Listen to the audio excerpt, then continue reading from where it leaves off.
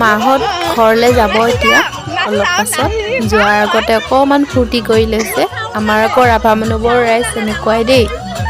সহজ সৰল একো বেয়া ভাৱ নাথাকে মনত সকলোৱে এনেকৈ লগ হৈ ফূৰ্তি কৰে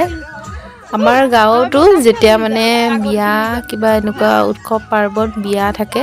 সকলোৱে এনেকৈয়ে ফূৰ্তি কৰে নাচ গান কৰি ধুনীয়াকৈ সমাজখন হৈ যোৱাৰ পাছত খাই বৈ আপোনালোকে একো বেয়া মানে নাভাবিব আৰু মাইকী মানুহবোৰক নচা দেখি জীৱনটো কিনো আজি আছে কালি নাই এনেকৈ ফূৰ্তি নকৰিলেনো কেতিয়া কৰিব হয় নাই কাৰ কেতিয়া মৃত্যু আহে কোনো ক'ব নোৱাৰে জীয়াই থাকোঁতে অকণমান ফূৰ্তি কৰি থাকিব লাগে মানুহবোৰ আমি এনেকৈ ভাবোঁ আৰু আমাৰ শাহু মা আৰু শাহু দেউতা নাছিলে তাৰপৰা আমাৰ দেউতা ঢুকোৱা পাছৰ পৰা প্ৰথমবাৰ দেখিছোঁ মাক ইমান ফূৰ্তি কৰা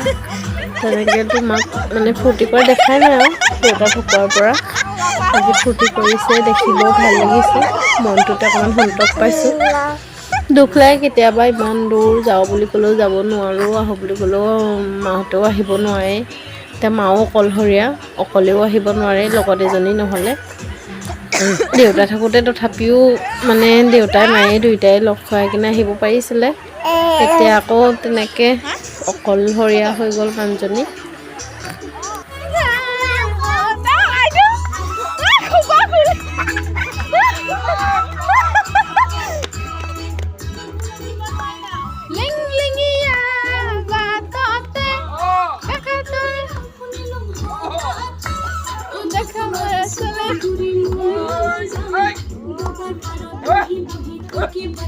একদম জোৱায়েকে শাহুৱেকে ফুৰাই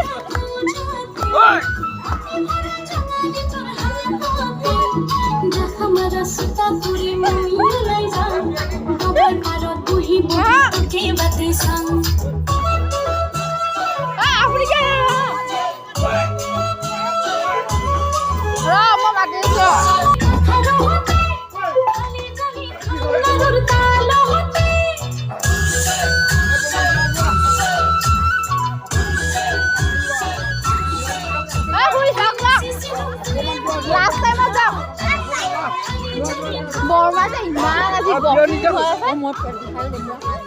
আপুনি যাওক খুৰী যাওক ইমান যে আলহী লগতে যাওক যাওক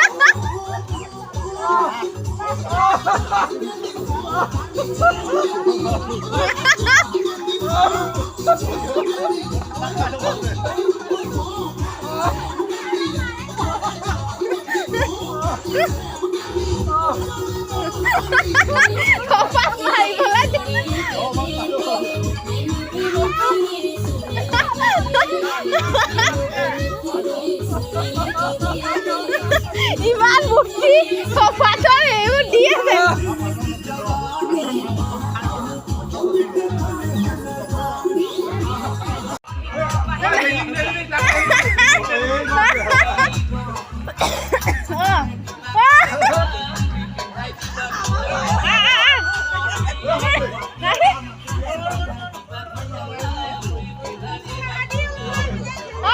বিহু দি বোলে বিহু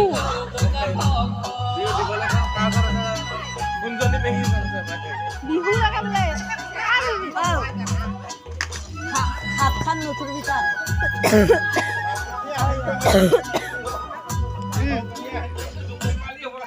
বিহু দিব বোলে বিহু নালগে বোলে